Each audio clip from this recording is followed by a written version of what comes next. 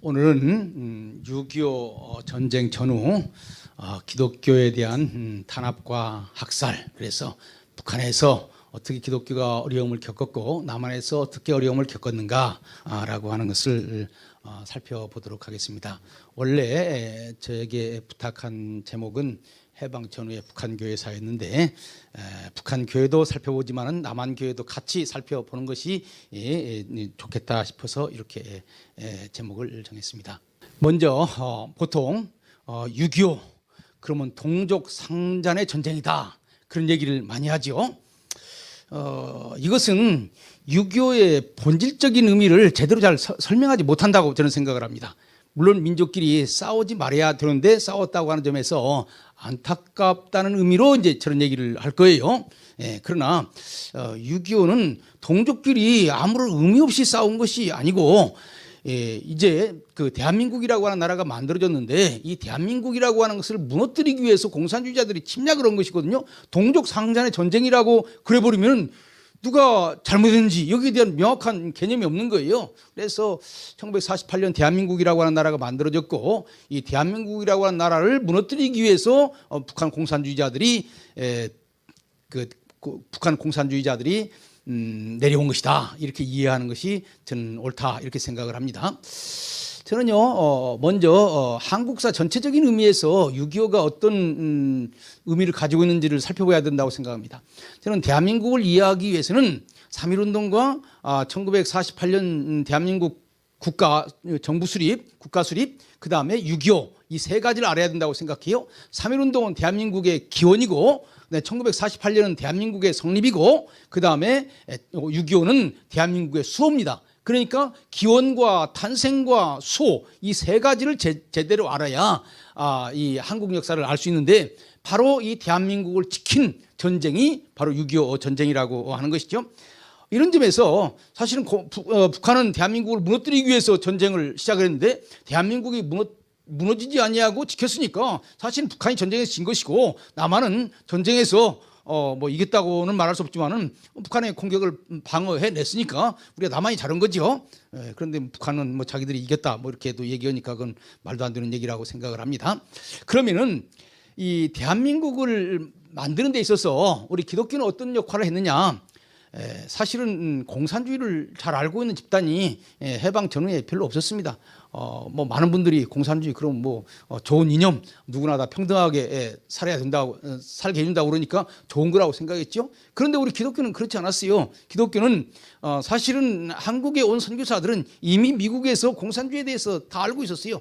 유럽의 공산주의가 미국으로 넘어갔고 19세기 말부터 공산주의가 미국에 등장하기 시작했습니다. 그래서 선교사들은 말세의 징조 가운데 하나가 공산주의다 이렇게 생각을 하고 공산주의의 한계와 문제점을 우리나라에 얘기했다고요. 따라서 해방되었을 때 공산주의에 대해서 그래도 알고 있는 단체가 우리 기독교였다. 그러니까 공산주의를 막는 이념적인 기반이 우리 기독교다. 그러니까 다른 모든 집단들은 공산주의를 막을 만한 준비가 안 되어 있는데 우리 기독교가 공산주의를 막을 수 있는 그 기반을 가지고 있었다. 이렇게 생각을 할 수 있습니다. 저는 성결교회 목사인데 성결교회의 길보른 선교사라고 하는 분이 와서 선교를 했습니다. 이분이 이런 얘기를 했어요. 자기가 한국에 와서 보니까 공산주의와 민주주의가 싸우는 것이 아니고 공산주의와 기독교가 싸우고 있다. 공산주의는 분명한 실체가 있습니다. 공산당이라고 하는 분명한 실체가 있어요. 남로당이라고 하는 분명한 실체가 있어요. 그런데 민주주의는 민주주의를 지킨다고 하는 분명한 실체가 없다는 거예요. 공산주의와 맞서서 공산주의와 싸우는 거의 유일한 집단이 교회라고 하는 거예요. 그래서 공산주의와 민주주의가 아니라 공산주의와 기독교의 싸움이 남한에서 벌어지고 있다. 이렇게 설명을 했는데 저는 본질을 잘 설명하고 있는 거라고 생각을 합니다.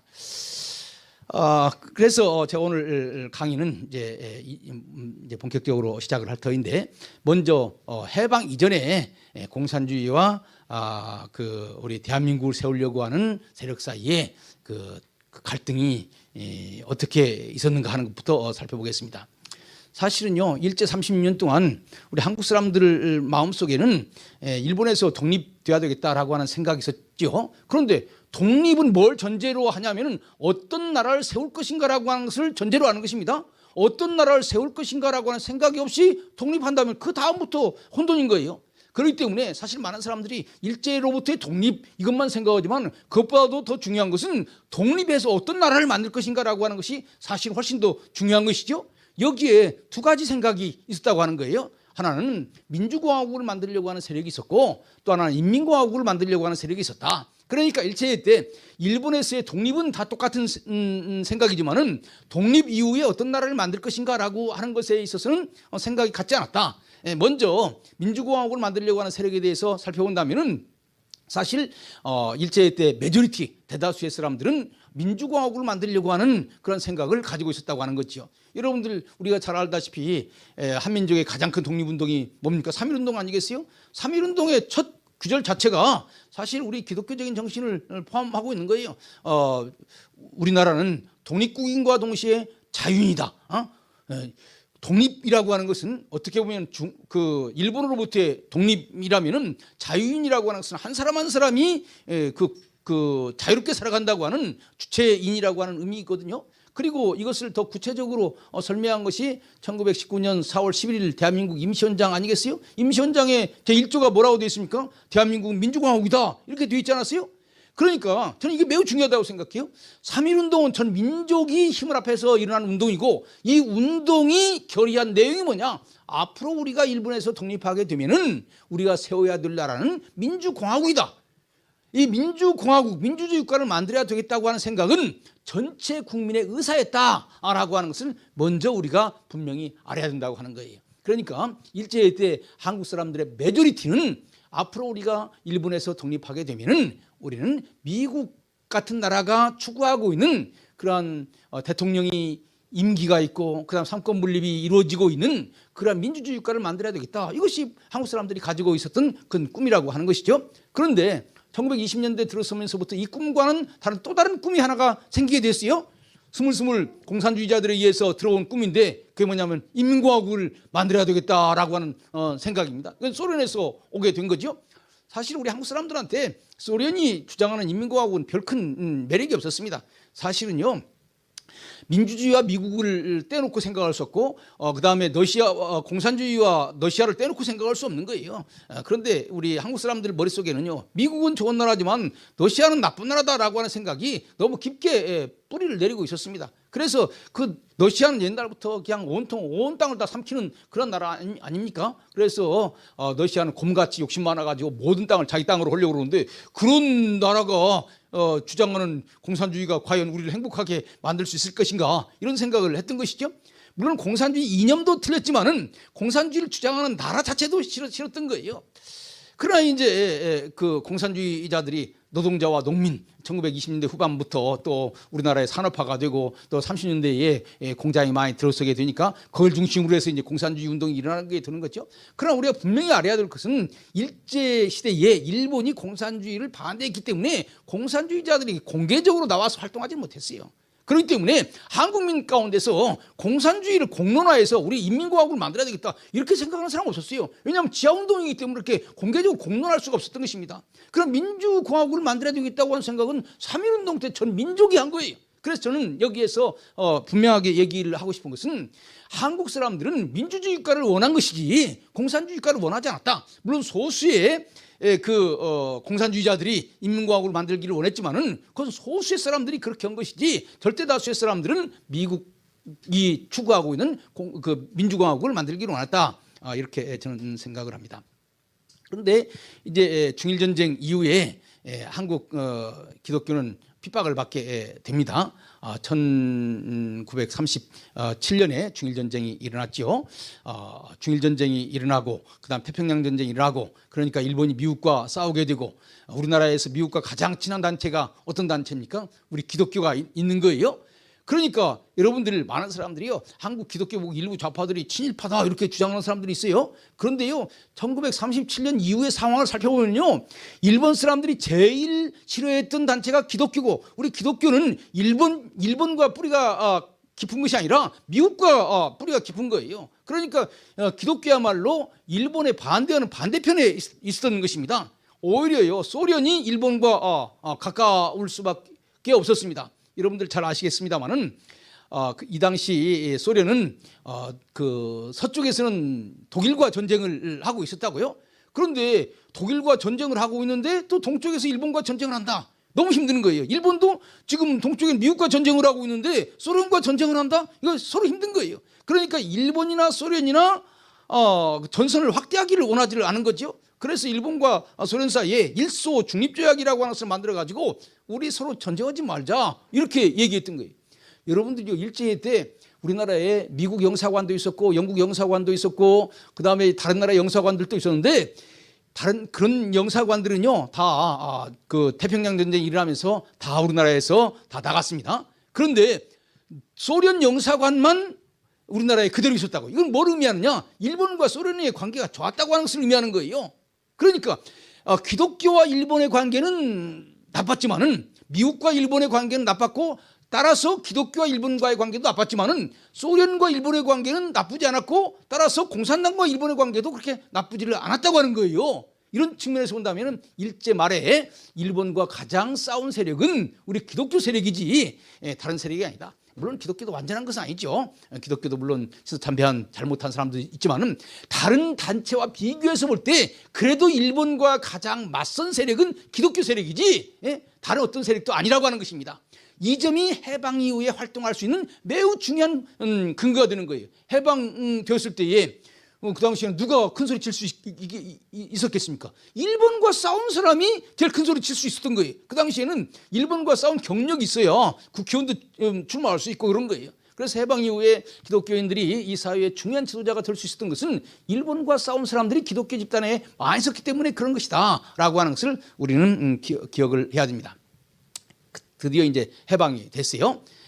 해방된 다음에 이제 우리나라의 상황을, 이 남한의 상황을 그 세 단계로 나누어서 얘기를 하겠습니다. 하나는 해방 직후고 또 하나는 그다음에 대구 폭동을 중심으로 한 1946년의 상황, 그다음에 50선거를 중심으로 하는 1948년의 상황, 이 세 단계로 얘기를 하겠어요. 이 세 단계가 말하자면 이 좌익 세력과 그다음에 우익 세력이 싸우는 그러한 결정적인 그 단계가 되는 것입니다. 해방되었을 때에 해방 직후에 어떻게 했는가? 1945년 8월 15일 해방이 되고 아직 북한에도 소련이 오지 않았고 남한에도 미군이 오지 않은 그 순간, 그러니까 해방은 되었고 일본은 망했지만은 아직 북한에는 소련이 오지 아니하고 남한에는 미국이 오지 않은 이런 상황에 한국 사회는 어떻게 됐을까? 이때 만들어진 것이 건국준비위원회거든요. 이 건국준비위원회가 각 도마다 만들어졌습니다. 우리나라 전국에 13도죠. 13도가 건국준비위원회를 만들었는데 이 13도 가운데서 적어도 7개 이상이 기독교인들이 주도했습니다. 한번 따져보면요. 평안북도, 평안남도, 황해도, 그 다음에 강원도, 그 다음에 충청북도, 전라남도. 어쩌면 이 당시 기독교인과 2%도 안 됐어요. 이런 상황 가운데서 반절 이상이 기독교인들이 건국준비위원장을 맡았다고 하는 거예요. 서울도요. 사실은 원래 기독교를 중심으로 우파가 장악을 해야 되는데 이 송진우라고 하는 사람 일본이 좀 해라 그러는데 나 안 한다. 그래가지고 여운형한테 넘어가게 된 거예요. 이렇게 본다면은 해방 직후에 사실은 좌익이 우세했다. 지금 역사 교과서에도 그렇게 되어 있습니다. 해방 직후에 좌익이 우세했다. 그래서 송건호라고 하는 유명한 좌파적인 역사학자는 뭐라고 주장하느냐? 해방 전국에는 좌익이 절대적으로 우세했고 미군만 오지 않았더라면 이 나라는 좌익 공산주의 세상이 됐을 거다 이렇게 주장을 해요. 그럼 사실은 그것이 아니에요. 해방 직후에는 우익이 우세했고 그 뒤에 이제 좌익들이 그 전술 전략적인 활동을 통해서 좌익의 세력을 확장시켜 나갔던 것입니다. 그러니까 정리해서 얘기한다면 해방 직후에는 기독교를 중심으로 하는 민족주의 세력 혹은 우익 세력이 강했다. 그리고 그 좌익이 강했던 지역은요 몇 지역이 안 됩니다. 어디가 좌익이 강했냐? 함경북도, 함경남도, 그 다음에 경상남도 좌익이 강했습니다. 왜 그런지 아세요? 거기에 공장이 많기 때문에 노조운동이 강했던 것입니다. 이 세 지역은 함경북도, 함경남도, 그 다음에 경상남도는 좌익이 강했습니다. 그리고 경상북도는 좌우가 비슷했고 충청북도도 좌우가 비슷했어요. 서울도 좌우가 뭐 좌익이 우세했다고도 말할 수 있죠. 여운형이 어쨌든 간에 건국준비위원장이 됐으니까. 그렇기 때문에 반절 이상은 우익이 많았고 그다음에 서너 지역, 한 세 지역 혹은 네 지역 정도가 좌익이 우세했고 또 나머지는 좌우가 비슷비슷한 그런 상황이었다. 이렇게 설명할 수가 있는 것입니다. 그런데 그 뒤에 이제 상황이 바꿔지기 시작을 하는 거예요. 우선 이제 건국준비위원회가 만들어지기는 했지만은 그 기독교인들이 이제 위원장은 했지만은 이 기독교인들이 뭐 정치를 해본 경험이 없잖아요. 그러니까 좌익들은 조직적으로 그 건국준비위원회에 들어와서 활동을 하게 되고 기독교인들 우익 세력은 그냥 뭐 좋은 게 좋은 거다 식으로 해가지고 점점 좌익들한테 밀려 나가게 되는 거예요. 좌익들은 지하 조직을 통해서 정치 훈련을 많이 했고 이 좌익들은 중요한 포스트를 다 자기들이 장악을 하게 되는 거예요. 그래서 이제 무슨 일이 벌어지냐면은 점점 건국준비위원회가 인민위원회로 바꿔지기 시작을 하게 돼요. 그래서 이제 해방은 되었지만은 아직 미군이 진주하지 않은 상황 가운데서 좌익들이 점점 득세하게 되는 것입니다. 그래가지고 이제 서울이 언제 들어온 줄 아세요? 서울에 미군이 들어온 것이 9월 11일 날 들어왔습니다. 그러니까 약 한 달 정도가 말하자면 공백이 있는 것이죠. 서울에 들어온 것은 9월 10일이지만요. 그 다음에 그 우리나라에 크게 세 사단이 들어왔습니다. 한 사단 하나는 서울을 중심으로 한 경기도 일대에 들어왔고 또 하나는 경상도에 또 한 사단이 들어왔고 또 하나는 전라도에 또 한 사단이 들어왔어요. 그래서 3개 사단이 들어왔는데 제일 먼저 들어온 것이 하지 그 장군이 중심으로 둔 그 사단이 그 군단이지만은 하지와 함께 온 사단이 그 경기도 일대를 들어왔고요.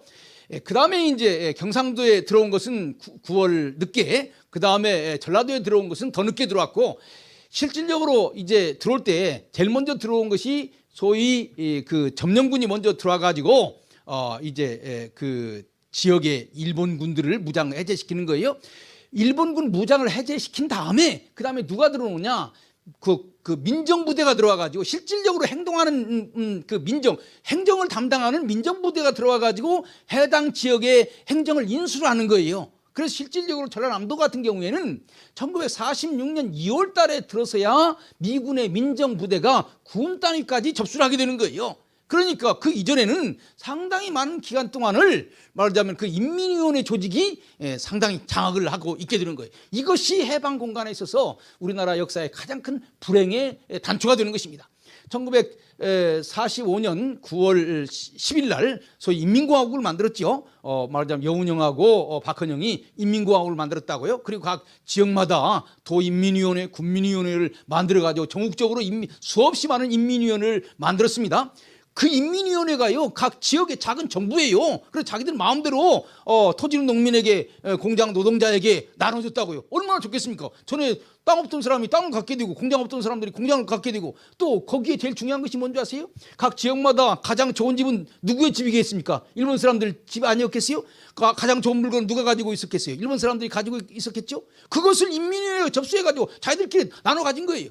그러니까 해방 직후에 인민위원회라고 하는 단체가 공산주의를 이미 실현을 하려고 시도를 하고 있었던 거예요. 그러니까 그것이 9월, 10월, 11월, 12월, 1월 어떤 지역에서는, 시골 지역에서는 그렇게까지 공산주의를 해왔던 것입니다. 그래서 이 세력, 이 인민위원회 세력이 나중에 1940년 대구 폭동도 일으키고, 그 다음에 1948년, 그 다음에 그 우리나라가 만들어질 때 또다시 폭동하고, 그것이 결국 그 제주 4.3 사건도 일으키고, 그것이 그 다음에 이제 여순 반란 사건도 일으키고, 그 뿌리가 어디에 있느냐? 바로 1945년 그 해방은 되었지만 미군이 아직 오지 않았을 그 중간 단계에 그 남한을 장악을 했던 인민위원회 세력이 계속 다시 일어나고 그러는 거예요. 제가 뒤에도 얘기하겠습니다만은 1950년 6월 25일 6.25 때 김일성이 내린 지령을 보니까요, 각 지역에 있었던 인민위원회 세력을 다시 빨리 복구하라. 그래서 1945년 가을에 만들어 놓은 인민위원회를 다시 복구해가지고 말하자면 그 우익과 투쟁하라, 그렇게 명령을 하고 있는 거예요. 그래서 저는요, 해방 이후에 우리나라의 가장 큰 불행은 1945년 9월 초에 인민공화국을 만들고 여운형하고 박헌영이 인민공화국을 만들고 그 세력들이 각 지역마다 인민위원회 조직을 다 해가지고 도단위, 그다음에 군단위, 면단위까지 인민위원회를 만든 이것이 우리나라의 큰 암적인 존재였다 이렇게 말하고 싶은 겁니다. 그러면은 우익은 뭐였느냐? 일단 미군정이 와가지고 이제 미군정이 점령을 해가면서 이 우익 이 좌익 세력들은 점점 힘이 약해지게 되는 것이고 아까 얘기한 것처럼 1946년 2월 달쯤 되면은 이제 미군정이 다 점령을 해서 공산주의자들은 약화되게 됩니다. 그러나 미군정만 이런 일을 한 것이 아니에요. 여기에 또 다른 중요한 세력이 있었던 것입니다. 그것이 뭐냐면 이승만 박사하고 김구 선생하고 힘을 합해가지고 만든 독립적성 국민회의라고 하는 단체예요. 사실 1945년 10월 달 이승만 박사가 와가지고 독립적성 중앙회라고 하는 것을 만들었어요. 그 다음에 김구 선생이 11월 달에 와가지고 비상국민회라고 하는 것을 만들었습니다. 이 두 단체를 합해가지고 1946년 1월 말에 독립적성 국민회라고 하는 것을 만드는 거예요. 독립적성이라고 하는 말은 이승만 박사한테서 온 것이고 국민회라는 말은 김구 선생한테서 온 거예요. 그래서 두 단체가 만든 것입니다. 사실은요, 이 독립적성 국민회가 이승만 박사와 임시정부 세력이 같이 만든 겁니다. 그러니까 대한민국의 가장 큰 정통성을 주장할 수 있는 단체가 바로 이 독립적성 국민회의예요. 이 독립적성 국민회의를 이승만 박사하고 김구 선생이 같이 이끌었어요. 이승만 박사가 총재, 김구 선생이 부총재 이렇게 했다고요. 그러니까 독립적성 국민회는 해방 공간에 있어서 가장 큰 세력이었고, 그래서 이제 1946년 이제 4월, 5월 지나가면서 이승만 박사가 남선 순행을 했다고요. 우리나라의 남쪽을 쭉 돌아다니면서 공산주의 어떻게 싸울 것인가 연설했는데 바로 그때에 말하자면 독립적성 국민회가 아주 대대적인 힘을 갖게 되는 것입니다. 그래서 비로소 독립적성 국민회가 인민위원회 세력을 이기고 새로운 이제 국민으로 들어서게 되는 거예요. 그러니까 1946년 봄 되면은 이제 인민위원회 세력은 약해지게 되고 독립적성 국민회의 세력이 강해지게 되는 세력의 역전이 이루어지게 되는 것입니다. 그런데 이 세력이 달라지게 되니까 박헌영이 거기에 대해서 뭔가 좀 한번 뭔가 이제 다시 한번 자기의 세력을 일으켜야 되지 않겠습니까? 여운형은 사실은 미군정한테 협조를 하게 되어서 여운형은 이제 온건 좌파라고 그래가지고 적극적으로 혁명에 나서지는 않았습니다만은 박헌영은 그렇게 생각하지는 않았어요. 사실 미군정의 그 정보 보고에 보면은 뭐라고 나오냐면은 사실 여운형하고 박헌영하고 손을 잡게 되면은요 좌익이 세지게 됩니다. 그래서 여운형을 중도파로 해가지고 끌어들이는 거예요. 그래서 여운형하고 박헌영을 분리시키는 그런 작업을 미국 정보당국이 하게 되는 거예요. 그래서 미군은 어떤 정책을 썼냐면은 박헌영은 극좌파라고 해서 박헌영은 공격 대상, 그 다음에 여운형은 온건 좌파라고 해서 포섭 대상, 이렇게 해가지고 여운형하고 박헌영을 둘로 나눴습니다. 근데 박헌영이 가만히 보니까 자기 뭐 죽게 생겼거든. 그리고 박헌영의 돈줄을 끊어버리고 박헌영의 행동을 못하게 하고, 그러니까 1946년 가을쯤 되니까 박헌영 이판사판이야. 뭔가 한번 큰 사건을 일으켜서 이기면은 뭐 좋은 것이고 지면은 이제 망하는 거다. 이렇게 해가지고 박헌영이 대대적인 말하자면 반격을 가하게 됐다고요. 그것이 1946년 10월에 있었던 10월 폭동인 거예요. 사실 10월 폭동이라고 하는 것은 대구에서 일어난 것인데 그 최근에 발굴된 문서에 의하면은요 박헌영하고 북한에 있는 스코프하고 밀접한 연계를 하면서 북한에 다 지시를 받아가면서 행동을 했다고 해요. 여기에서 명분은 쌀 매고, 그러니까 그 당시에 쌀이 귀했습니다. 그래서 배급 때문에 데모했지만은 그 궁극적인 목표는 뭐냐면은 자기들이 원래 가졌던 인민위원회한테 모든 권력을 넘겨달라라고 하는 것이 키 요소였어요. 그래서 대구 폭동도 말하자면 인민공화국을 만들자, 인민위원회의 권력을 넘겨라, 이런 캐치프레이즈가 있었다고요. 그러니까 1945년 가을에 만들었던 인민위원회를 다시 한번 역사의 중심에 만들려고 하는 것이 1946년 대구 폭동의 핵심적인 내용이라고 하는 것입니다.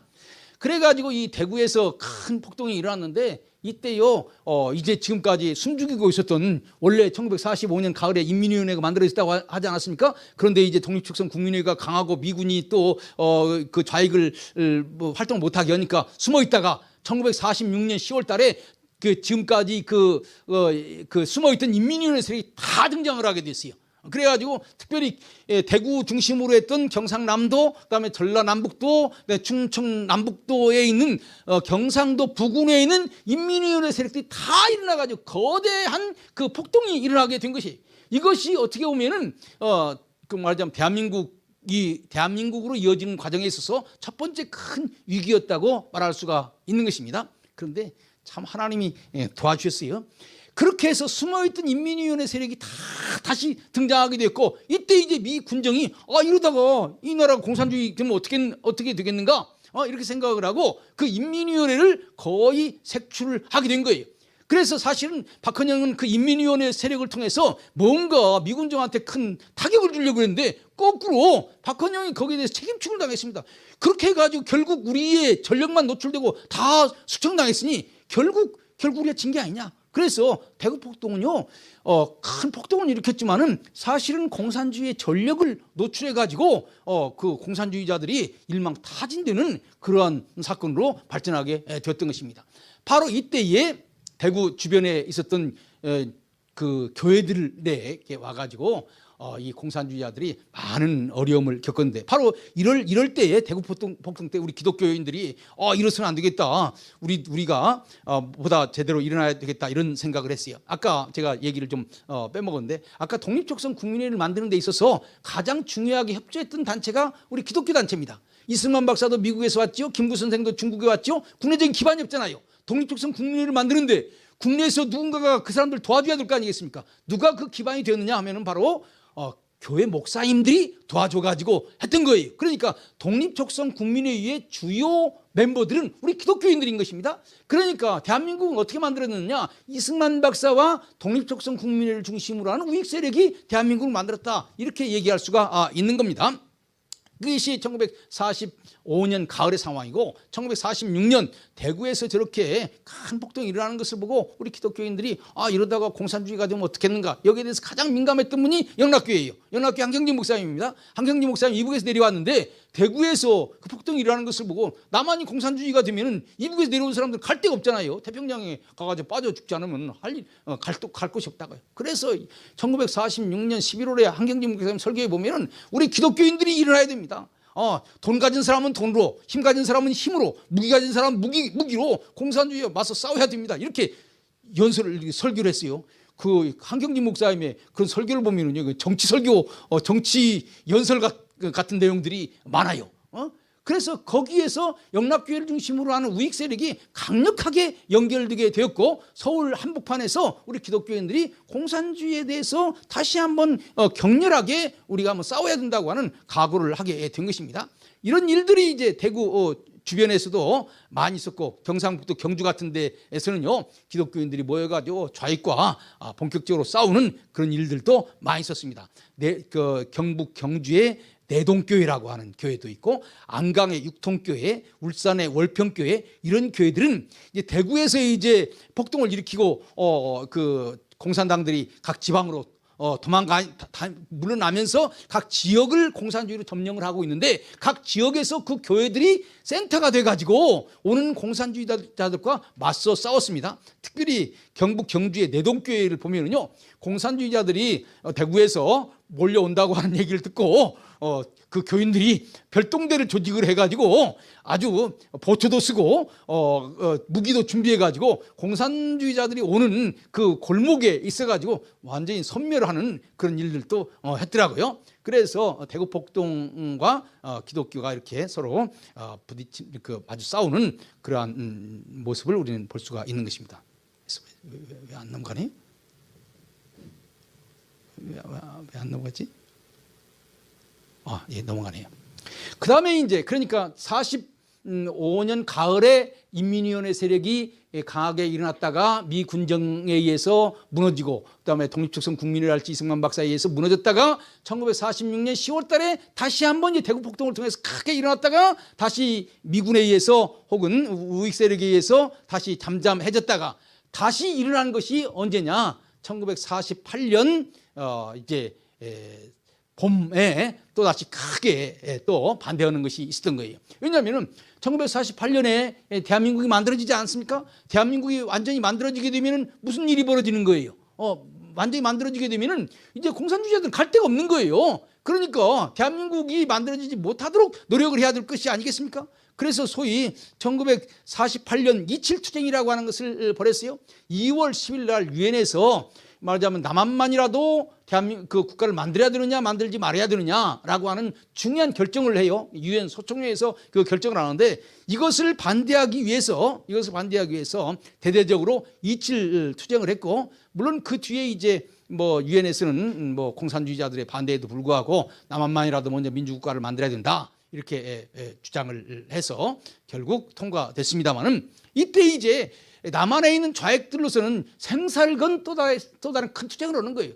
지금 남한에 있는데 남한이 완전히 민주주의 국가가 돼가지고 이제 말하자면 민주주의적인 질서가 진행되게 되면 자기들은 갈 데가 없잖아요. 그러니까 남한에 지금까지 활동하던 좌익들은 목숨을 걸고 싸우게 되는 것입니다. 그래서 수많은 그 폭동이 일어나게 되는 것이고, 제주 4.3 사건이 바로 여기에 해당이 되는 거죠. 제주도는 특별한 지역입니다. 미군이 제일 늦게 들어간 지역이 제주도예요.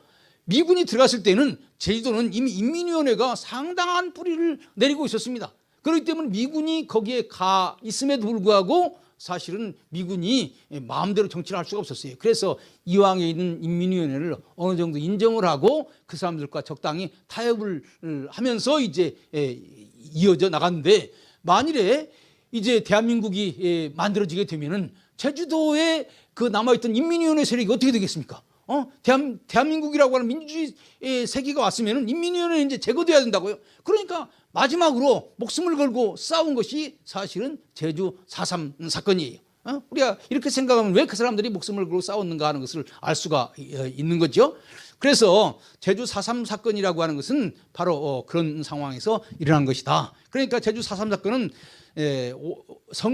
대한민국이 만들어지기 이전에 대한민국을 반대한 사건이고, 그 다음에 여순 반란 사건은 대한민국이 만들어진 다음에 대한민국을 반대한 사건입니다. 그러니까 대한민국이라고 하는 나라가 세워지기 전에 이전에도 반대했고 이후에도 반대했는데, 이전에 반대한 가장 큰 사건은 제주 4.3 사건이고, 그 다음에 만들어진 다음에 대한민국을 무너뜨리려고 하는 사건은 바로 여수순천 반란 사건이다.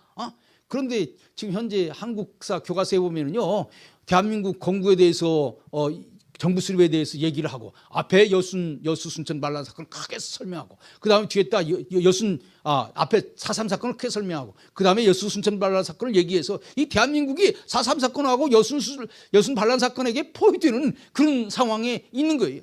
여러분들 교과서를 제대로 쓰려면은 대한민국을 세우려고 하는 세력과 대한민국을 무너뜨리려고 하는 세력을 분명하게 구분하고, 어떻게 그런 것들을 극복해서 오늘 대한민국이 만들어졌는가 이렇게 써야 될 거 아니겠습니까? 그런데 대한민국을 무너뜨리려고 하는 세력에 대해서 그걸 클리어하게 얘기를 하지 않는 거예요. 그런 점에서 그냥 제주 4.3 사건은 무슨 민주화 운동인 것처럼, 여순 반란 사건도 무슨 민주화 운동인 것처럼 이렇게 얘기하는데, 그건 민주화 운동이 아니에요. 민주주의를 무너뜨리고 공산주의를 세우려고 하는 것이라고 하는 것이죠. 그래서 크게 볼 때는 해방 공간의 남한에서 세 차례의 큰 좌우의 싸움이 있었다. 하나는 45년 가을에 이제 인민위원회 세력과 미군정 세력, 그 다음에 46년 대구 폭동을 중심으로 하는 인민위원회 세력과 미군정 혹은 우익 세력, 그 다음에 48년에 또 대한민국 만들어지는 것을 반대하는 세력과 대한민국을 건설해야 된다고 하는 세력, 이 세 세력이 이 세 번에 걸친 큰 싸움이 있었다. 그 군내적으로 본다면은. 그래서 그리고 이제 바로 우리 기독교는 어느 편에 속했느냐? 바로 대한민국을 만들어야 된다고 하는, 민주공화국을 만들어야 된다고 하는 이 편에 서가지고 좌익과 싸우는데 앞장섰다.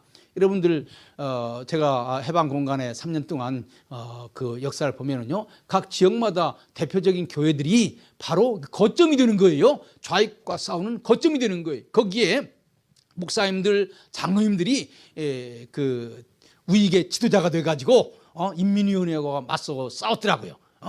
그 해방 이전에도 그랬고 6.25 때 또 그런 일들이 또다시 반복되는 거예요. 그래서 6.25 때 죽은 많은 사람들이요, 바로 기독교인이면서 국민회의의 회원들이 많이 죽었더라고요. 그래서 뒤에도 얘기하겠습니다마는 6.25 때 북한에서 공산주의자들이 내려와서 바로 그런 세력들을 색출해서 제거한 거예요. 그 다음에 이제 북한에 대해서 살펴보겠습니다. 방금 전에 이제 남한에 대해서 살펴봤어요. 남한에 세 차례의 큰 싸움이 벌어졌고 그 큰 싸움 가운데서 우리 기독교인들은 공산주의와 맞서 싸우는 민주주의 세력에 속했었다. 그리고 기독교인들이 싸웠던 민주주의적인 세력의 핵심에는 독립혁명 국민회의라고 하는 것이 있었다. 그리고 독립혁명 국민회의에 우리 기독교인들이 앞장서 가지고 활동했다. 독립혁명 국민회의예요. 우리나라 남한에 그 여러 도가 있죠. 그런데 적어도 4개 도는요 목사님들이 지부장이었습니다. 그 충청북도, 충청남도, 전라북도, 전라남도 다 목사님들이 독립혁명 국민회의의 지부장이었어요. 그리고 이분들 가운데 많은 분들은 그 나라가 만들어진 다음에 도지사도 하고 장관도 하고 그런 중요한 정치적인 위치에 올라가게 되었어요. 이것을 먼저 하고. 그러면은 북한에서는 어떤 일들이 벌어졌는가 한번 살펴봅시다. 해방 직후에는요. 사실은 북한의 가장 중심적인 세력은 우리 기독교인들이었습니다. 해방 직후, 그러니까 일본이 망하고 항복했을 때에 평안북도의 건국준비위원장은 이유필 장로였고 실질적으로 평안북도를 이끌어가는 지도자는 한경직 목사였습니다. 이유필 장로와 한경직 목사가 평북사회의 중심에 있었습니다. 그 다음에 평안남도는 누가 이끌어갔느냐? 여러분들이 잘 아는 조만식 장로가 건국준비위원회 위원장이고 그 다음에 부위원장은 누구냐면 이윤영 목사님이라고 감리교 목사님이 부위원장이었어요. 그 다음에 그 황해도도 김응순이라고 하는 목사님이 건국준비위원장이었습니다. 그러니까 이것은 아직 소련군이 오기 전에 한국 사람들이 스스로 만든 단체예요. 그럼 여기에는 소련의 입김이 있는 것도 아니고 미국의 입김이 있는 것도 아니고 순수한 우리 한국 사람들이 정한 거예요. 그러면은 이것이야말로 외세가 없는 순수한 한국 사람들의 자발적인 의사표시라고 말할 수 있죠. 그러니까 소련이 오지 않았더라면 어떤 일들이 벌어졌냐면 평안북도, 평안남도, 황해도 적어도 북한의 가장 중요한 세 도는 기독교인들의 기독교 지도자들의 의사를 따라서 민주공화국이 만들어졌을 것이라고요. 그런데 공산주의자들이 오면서 이것들을 장악을 하게 되고 기독교인들이 중심이 되었던 건국준비위원회를 공산당 중심의 인민위원회로 바꾼 거예요. 그러니까 소련군이 9월 25일, 26일, 27일 와가지고 건국준비위원회 사람들 다 불렀습니다. 당신네들 우익 세력이 많은데 이렇게 하면 안 된다. 우익 반절, 좌익 반절. 그래가지고 공산당 반절 넣어야 된다. 이게 공산주의자의 수법이에요. 그래서 1대1로 해야 된다. 그래가지고 기독교인들이 중심이 되었던 건국준비위원회를 인민위원회 체제로 바꾸는 거예요. 그 소련이 군대를 가지고 탱크를 가지고 와가지고 강요를 하니까 거기에 순종할 수밖에 없는 것이죠. 지금도 해방 이후에 북한사를 보면은요, 인민위원회부터 출발합니다. 인민위원회. 그래서 북한에는 원래 자발적으로 인민위원회가 만들어졌고, 소련은 와가지고 그 인민위원회에게 모든 권력을 넘겨줬다. 그러니까 원래부터 북한은 좌익이 셌던 것처럼 설명하고 있는데 사실은 그것이 아니에요. 원래는 우익이 셌었는데 우익을 공산주의자들이 그 인위적으로 그 좌익 중심으로 체인지하고 자기들이 그걸 체인지하고 그 다음에 거기에다가 권력을 준 거예요. 사실 그 인민위원회라고 하는 것은 공산주의의 하나의 정치 체제 아닙니까? 북한에서 제일 센 게 인민위원회 아니겠어요? 그래서 제가 여기에서 얘기하고 싶은 것은 뭐냐면은 해방 직후 말하자면 소련군의 개입만 없었더라면은 북한은 기독교인들이 중심이 되는 민주주의 사회가 되었을 것이다. 그리고 오늘의 공산주의라고 하는 것은 기독교인들이 중심이 된 민주주의적인 그 발전 과정을 인위적으로 군사의 힘으로 꺾어버리고 강제로 공산주의를 만든 것이다. 그러니까 북한의 공산주의야말로 북한 주민의 의사와 관계없는 그러한 정권이다. 출발부터 정통성이 없다. 그 일부 좌파학자들은 남한 주민의 의사와 관계없이 미군이 와가지고 민주공화국을 만들었기 때문에 대한민국이 정통성이 없다고 주장하지 않습니까? 그런데 사실 남한도 북한도 해방 직후에 사실은 좌익이 우세했던 것이 아니라 우익이 우세했는데 좌익들이 정치 공작을 통해서 그것을 바꿔버린 거죠. 그래서 해방 직후에 이제 한경직 목사님은 그런 것을 보고 사회민주당이라고 하는 당을 만들어가지고 한번 기독교적인 정신으로 한번 대항해 보려고 그랬어요. 물론 한경진 목사님 여러분들 아시는 분은 아시겠습니다만은 착하게 생겨가지고 정치 공작을 잘 할 수 있겠습니까? 공산주의자들과 싸워서 저렇게 착하게 생긴 분이 이길 수가 있겠어요? 그러니까 한경진 목사님이 1945년 9월 말에 월남을 해버리고 말은 거예요. 그 다음에 이제 그러니까 이제 평안북도는 다 넘어가 버리고 만 거 아니겠습니까? 평안남도 조만식 장로는 좀 달랐어요. 이분은 오랫동안 정치를 해본 분이기 때문에 그 기독교 민주당이라고 하는 당을 만들어 가지고 상당한 세력으로 성장을 했습니다. 그런데 결국 이제 소련이 조만식 장로를 강제로 감금을 해버리고 말았다고요. 그러니까 북한에서 가장 기독교 세력이 센 평안북도, 평안남도가 소련군에 의해서 인위적으로 이제 공산주의로 재편이 되는 거죠. 그래서 1945년 말쯤 돼가지고는 북한의 주요 세력들이 사실은 이제 힘을 못 쓰게 되는 상황에 벌어지게 되는 것입니다. 그런데 그러면은 북한의 기독교인들이 그러면 그냥 넘어갔느냐? 그건 아니에요. 기독교인들이 이제 1946년 3.1절을 기해서 공산주의에 한번 맞서서 한번 싸워봤습니다. 여러분들 해방 이후 첫 번째 맞이하는 3.1절은요 매우 중요한 의미를 가지고 있었습니다. 남한에서도 1940년 3.1절이 중요했고 북한에서도 매우 중요했습니다.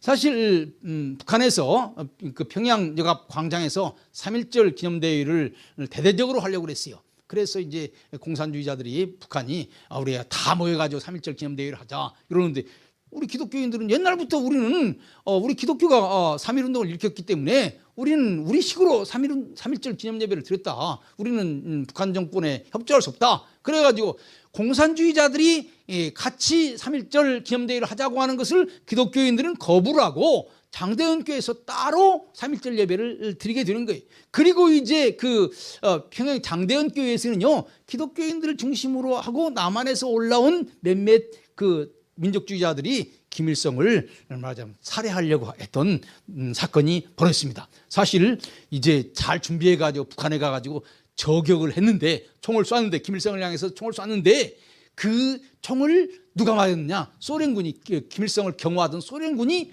대신 맞았어요. 그래가지고 그 소련군이 부상을 크게 입었습니다. 그리고 김일성은 살아났어요. 그리고 북한에서는요 1947년부터는 3.1절 기념대회를 하지 않았습니다. 왜냐하면 46년 3.1절에 너무나 당했던 거예요. 그리고 사실 북한은 3.1절을 근본적으로 이렇게 기념할 그런 자격이 없어요. 3.1운동과 임시정부는 하나인데 임시정부는 민주주의 국가를 만들려고 했지 않습니까? 그런데 북한은 공산주의 국가 아니에요. 그러니까 3.1절을 자꾸 얘기할수록 말하자면 공산주의에 반대되는 얘기만 나오게 되는 거예요. 그래서 1919년 3.1운동 100주년 될 때에 남한이 북한 보고 남북이 연합해가지고 3.1절 100주년 행사를 하자라고 얘기했는데 북한으로서는 받아들이기 어려운 것입니다. 왜냐하면 북한은 3.1절을 자기들의 역사적인 정통성이라고 생각하지 않는 거예요. 3.1절의 정신과는 다른 3.1절은 민주공화국을 만들려고 했는데 북한은 인민공화국을 만들려고 하니까 3.1운동이 가는 길과 북한이 가는 길은 다른 거예요. 그런데 거기다가 1946년 3.1절 날 평양역 앞에서 김일성이 죽을 뻔했잖아요. 그러니까 3.1운동 그러면 되게 싫어하는 거예요. 그런데 바로 이때에 기독교인들이 평양 장대현교회에 모여가지고 거기서 예배를 드리고 우리는 우리의 지도자 조만식을 사랑하고 조만식을 석방하고 우리는 자유를 원한다. 종교 자유를 원한다. 그리고 예배 끝나고 대대적인 대응을 했습니다.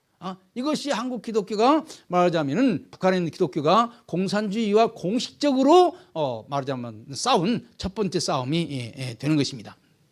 물론 그 이전에 조선민주당 사건도 그다음에 사회민주당 사건도 기독교인들이 주도해서 했지만은 그건 당이라고 하는 이름으로 한 것이고 기독교인들의 이름으로 말하자면 공산주의자들과 싸운 것은 1946년 3.1절에 있었던 거예요. 이때부터 이제 공산주의와 기독교는 이제 물론 그 이전부터도 마찰을 해왔지만 점점 마찰이 벌어지게 되는 것이죠.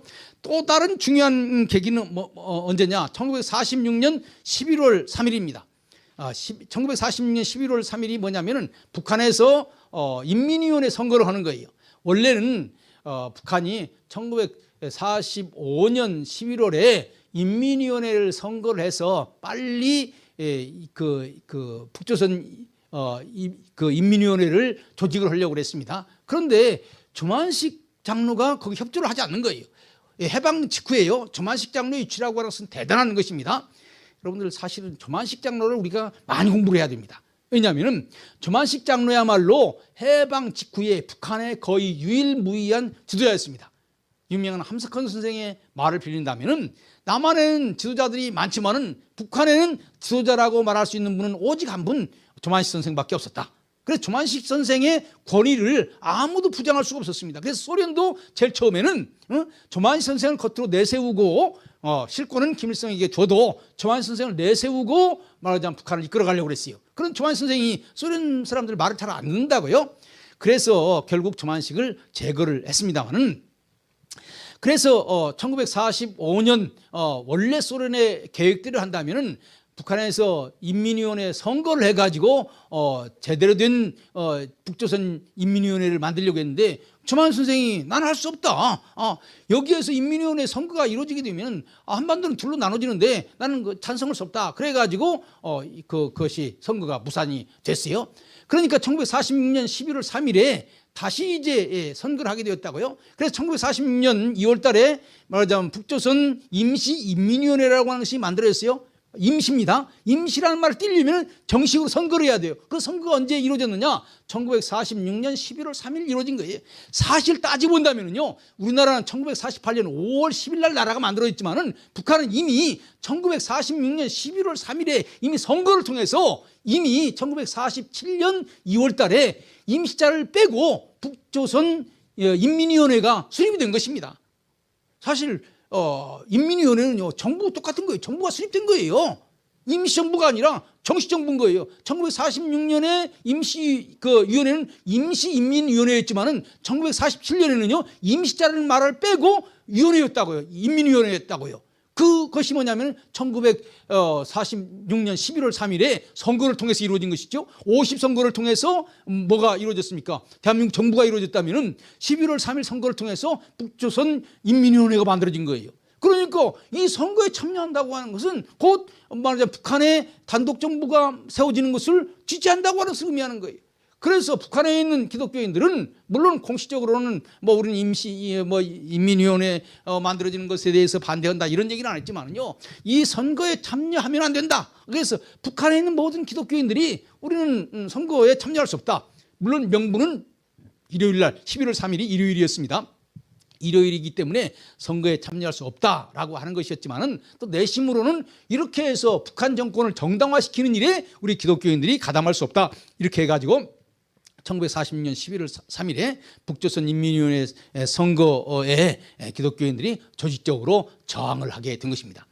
이때에 보다 본격적으로 이제 김일성이 기독교인들 저것들 내버려두면 안 되겠다. 저것들 뭔가 제거해야 되겠다라고 하는 생각을 하게 되었고, 그래서 김일성이 강량옥을 불러가지고 북조선 기독교 연맹을 만드시오. 그래서 공산주의를 지지하는 기독교인들 그룹을 만드시오. 그래가지고 북조선 기독교 연맹을 만들었습니다. 이때부터 이제 북한에는 두 가지 기독교가 있는 거예요. 하나는 전통적인 기독교가 있는 것이고, 또 하나는 공산주의 정책에 순응하는 북조선 기독교 연맹이 만들어지게 되는 거죠. 원래 기독교 연맹이라고 했는데, 기독교 연맹이라면 교단이 들어야 되는데 북한에서 저기에 들어갈 사람이 들어갈 교단이 없는 거예요. 장로교도 그렇고 감리교도 그렇고 공산당에게 들어가 가지고 공산당 말 듣는 그러한 그 교파는 없었습니다. 그래서 이 말을 살짝 바꾼 것입니다. 기독교 연맹이 아니라 기독교도 연맹. 그러니까 개개인적으로는 끌어들일 수 있잖아요. 그리고 뭐 특혜를 준다, 뭐 잘해준다. 그래가지고 북조선 기독교도 연맹이라고 하고 1대1로 이제 사람들을 포섭하기 시작을 한 거죠. 그 책임을 맡은 것이 누구냐면 강량욱이라고 하는 거죠. 이렇게 되니까 이제 11월 3일, 1946년 11월 3일 북조선 인민위원회 선거를 계기로 해서 북한 기독교와 그 다음에 공산주의 정권 사이에서는 정식으로 마찰이 이루어지게 된 것이고, 47년을 지나가면서 이제 이런 싸움은 격화되게 되는 것입니다. 47년 봄에 무슨 일이 벌어지느냐, 이제 제2차 미소공유회가 열리게 됩니다. 미소공유회가 두 번 열렸어요. 1946년 봄에도 한 번 열리고 1947년 봄에도 47년 그 초여름에 열리게 되었어요. 그런데 미소공유회는요, 이제 남북한의 사회단체가 가담을 해가지고 앞으로 어떤 정부를 만들 것인가라고 하는 것을 논의하는 거예요. 그런데 여기서 제일 중요한 것은 그 논의하는 협의체에 들어가게 되면 자기 발언권이 생기는 거예요. 그런데 제일 처음에는요, 1946년에는 북한에 있는 기독교인들은 공산당이 뭐 우리 기독교를 넣어줄까 아예 신청을 하지 않았어요. 그런데 남한에서 미군정이 살살 북한한테 그 정보를 주는 거예요. 미소 공유회 때 당신네들도 기독교인들도 사회단체로 신청을 해라. 그렇게 되면 미소 공유회 남북 협의체에 기독교인들, 북한에 있는 기독교인들이 참여하게 되고 남한에 있는 기독교인들, 남한의 우파들도 참여하게 되면 숫자가 많아지게 되잖아요. 그럼 공산주의 이길 수 있잖아요. 그렇게 해서 북한에서도 이제 단체를 만들기 시작한 거예요. 그 중에 하나가 기독교 자유당이라고 하는 것을 만들어가지고 우리 정당 등록을 하고, 또 장로교 같으면은 청년 멸려회라고 하는 것도 만들어가지고 단체 등록을 하고, 그래서 47년 이제 제2차 미소공의가 열리게 되면은 미소공의에 해야 될 중요한 일이 뭐냐면은 앞으로 어떤 정부를 만들 것인가를 위해서 대표를 뽑는 거예요. 그 대표는 각 사회단체 대표인 거예요. 그 사회단체 대표에 남한의 그 미군정도 그렇고 북한의 기독교인들도 그렇고 여기에 참여해서 공산주의적인 나라가 되지 않도록 해야 되겠다라고 하는 것입니다. 1946년에도 보면은요, 미군정이 소련 측한테 계속 요구하는 것이, 북한에 기독교인들이 많이 있다고 들었는데 왜 기독교인들 단체는 왜 이 협의체에 이름이 없느냐? 당신네들이 기독교인들을 배제한 거 아니냐? 이러면 우리는 인정할 수 없다. 그러니까 소련이 상당히 난처할 수밖에 없는 거예요. 그래서 말하자면 제2차 미소공의 때에는 남한에서도 얘기하고 북한에 있는 기독교인들도 우리도 할 수 있는 데까지 최선을 다해봐야 된다 그래가지고 사회단체를 만들려고 했고 정당도 만들었습니다. 그 정당 이름이 기독교 자유당이에요. 그러니까 공산주의 치하에서 북한에 당이 3번 있었습니다. 기독교인 당이. 하나는 한경직 목사님을 중심으로 한 사회민주당, 그다음에 또 하나는 조만식 장로를 중심으로 하는 조선민주당, 그 다음에 지금 1947년에 만들어진 기독교 자유당. 그런데 제일 첫 번에 만들어진 사회민주당도 기독교 이름으로 만든 당이 아니고, 그 다음에 조만식 선생이 만든 조선민주당도 기독교인들이 만든 당은 아니에요. 그 사람들이 기독교인들이 중심이 되긴 했지만은 기독교를 뭐 크게 겉으로 내세우고 그런 것은 아니에요. 그러나 1947년 기독교 자유당은 달라요. 여기에 이 당시에 북한 기독교의 핵심이 뭐냐면 이북 5도 노예입니다. 이게 장로교의 가장 중심적인 기관이에요. 이북 5도 노예의 대표가 기독교 자유당을 만들었다고? 그다음에 감리교의 대표는 뭐냐면 소위 서부연회라고 하는 것입니다. 서부연회가 감리교의 대표인데 서부연회의 연회장이 여기에 가담을 한 거예요. 그러니까 저는 한국 기독교 역사상 장로교, 감리교 같은 한국의 메이저 교단을 대표해서 당을 만든 것은 저 기독교 자유당이 첫 번째 케이스가 아닌가, 저는 그렇게 생각을 합니다. 그러니까 여기에서 우리는 중요한 것을 하나를 알 수가 있는데, 종교의 자유가 허락된 사회 가운데서 기독교인들이 당을 만들 필요는 없어요. 뭐 다른 당에 들어가서 활동을 하면 되는 것이니까. 그러나 기독교의 존립 자체를 무너뜨리게 하는 상황 가운데서도 종교 분리를 얘기해서 우리는 정치 참여 안 한다, 이렇게 얘기하는 것은 아니라고 하는 거예요. 공산주의가 기독교를 근본적으로 무너뜨리려고 했을 때 기독교는 전체가 힘을 합해가지고 당을 만들어서 싸울 수도 있는 거예요. 그러니까 이건 판단을 해야 되겠지만은, 만일에 우리나라의 남한 정부가 이제 완전히 좌파가 돼가지고 기독교를 근본적으로 무너뜨리려고 한다면은 한국 기독교는 정교 분리의 원칙 이런 게 매일 필요 없이 당을 만들어서라도 본격적으로 싸워야 된다라고 하는 선례를 여기에서 우리는 볼 수가 있는 거죠. 여러분들 정교 분리는 어디에서 나왔습니까? 미국에서 나온 거예요. 미국은요, 종교의 자유가 보장된다고 하는 것을 근본적인 원칙으로 하고 있는 거예요. 근본적인 원칙 아래서 신앙의 자유를 위해서 투쟁하지 않아도 되는 상황 가운데서 기독교인들이 그 당까지 만들어 가지고 뭐 할 필요는 없다, 이런 원칙 가운데서 미국에서는 정교 분리를 얘기를 한 것이라고 하는 상황을 우리는 이해를 해야 되는 것입니다. 그러니 정리해서 얘기한다면은, 기독교 신앙 자체를 근본적으로 위협하게 만드는 공산주의 세력이 올 경우에 나는 한국 기독교는 전체가 다 당이라도 만들어서 싸워야 된다. 그러나 그렇지 않은 상황 가운데서 기독교인들이 당을 만들어서 특정 정당을 만들어서 다른 정당과 경쟁할 필요는 없다. 저는 제 생각은 그렇게 정리를 해봅니다. 그런데 기독교 자유당이 만들어지고, 이 기독교 자유당은 장로교고 감리교가 북한에서 제일 큰 교파인 장로교와 감리교가 공식적으로 참여하는 것이기 때문에 북한은 그걸 그냥 놔둘 수가 없어요. 그래서 기독교 자유당 지도자들 다 완전히 체포하고 고문하고 그랬습니다. 그런데 1947년 7월에요. 누가 왔냐면 제2차 미소공격이 열렸는데 남한에 있었던 미군이 북한까지 갔어요. 북한에 가가지고 이 기독교 지도자들 다 면담을 했습니다. 면담을 해가지고 북한의 상황이 뭔가를 봤습니다. 이때 버치라고 하는 주한 미군 가운데 하버드 출신의 아주 똑똑한 하지 장군의 참모가 있었습니다. 이 사람이 북한 기독교에 대한 보고서를 썼는데 보고서의 내용에 보면 뭐라고 하고 있냐면 북한에서는 공산주의와 맞설 수 있는 유일한 조직은 기독교밖에 없다. 자기가 북한에 와서 쭉 조사를 해보니까 공산주의와 맞서서 싸울 세력은 기독교밖에 없다. 이런 결론을 내렸더라고요. 그렇게 해서 이제 기독교 자유당을 창립 시도는 했지만은 제대로 창립은 못하고 왜냐하면 다 강제로 다 구금시켜 버렸으니까 그리고 때때로는 뭐 죽이기도 하고 그랬습니다. 그러면 북한에서는 기독교를 어떤 식으로 탄압을 하느냐? 제일 첫 번째는 주일학교를 제대로 못하게 작년 예배를 건드리는 것이 아니라 그러니까 앞으로 만일에 남한이 공산화된다면 공산주의자들이 남한을 어떻게 할 것인가 이거 보면 알 수 있을 것 같아요. 제일 첫 번부터 공산주의자들이 대배 못 드린다 이렇게 하지는 않을 것 같아. 제일 첫 번에 주일학교를 못하게 할 것 같아요. 주일학교도 그냥 못하게 하는 것이 아니라 주일날 학교에서 학생들을 부르는 거야. 그래서 북한에서는 일요일날 학생들 학교 오라. 무슨 뭐 핑계는 여러 가지 될 수 있잖아요. 우리 마을 청소를 하자. 혹은 어디 산에 가자. 이렇게 해가지고 일요일날 어린 학생들을 학교로 불러 모으는 것에서부터 말하자면은 이 주일학교 교육을 방해하기 시작하는 거예요. 그리고 거기에 참여하지 않으면은 그 불량 학생이 되는 것이고 상급학교 진학을 못하게 만드는 거예요. 그렇게 해서 주일학교 교육부터 못하게 하는 이런 작전을 공산주의자들이 쓰게 되더라고요. 그 다음에는 이제 뭐냐면 재산 몰수. 북한의 부르주아의 재산을 몰수하지 않았습니까? 1946년 3월 달에 토지개혁을 통해서 재산을 몰수하는데 교회 재산들을 몰수를 해버리는 거예요. 그리고 그 다음에 북한에서는요 장로교 총회를 만들지 않았어요. 왜냐하면 한국은 남북이 합해가지고 하나의 장로교였는데 그래서 분단이 되자 뭐라고 했냐면 우리는 북한의 총회 따로 만들고 남한의 총회 따로 만들고 이렇게 원하지 않는다.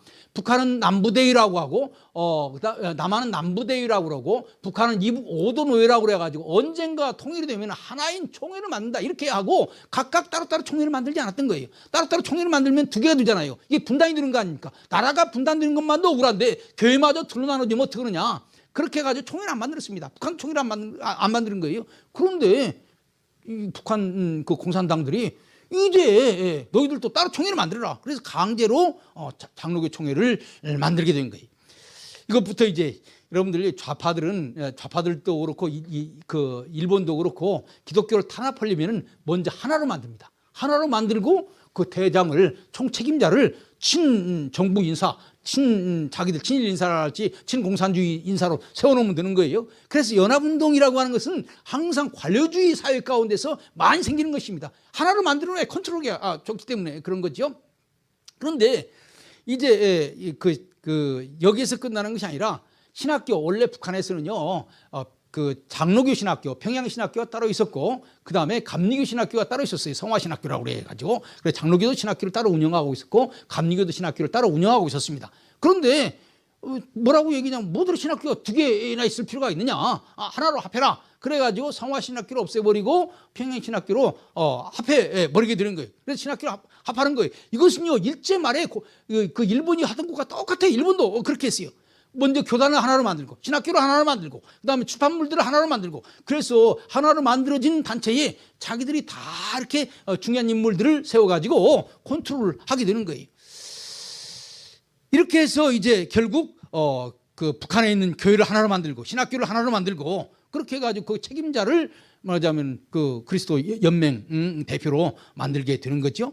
그래서 결국 말하자면 이북 그 그리스도 교도 연맹 안으로 모든 조직들을 다 만들어 놓고 그리스도 교도 연맹 북조선 기독교도 연맹 산하에 들어가야만 이제 모든 것을 할 수 있도록 그러니까 북한에 살기 때문에 여행도 해야 되고 때때로는 허가도 받아야 되고 때때로는 병원도 가야 되고 하는데 그 북조선 그리스도교 연맹에 가입했다고 하는 가입 증서가 없으면 아무것도 못하게 만들어 놓은 거예요. 그래서 하나씩 하나씩 야금야금 다 공산주의 세계로 넘어가도록 만드는 거죠.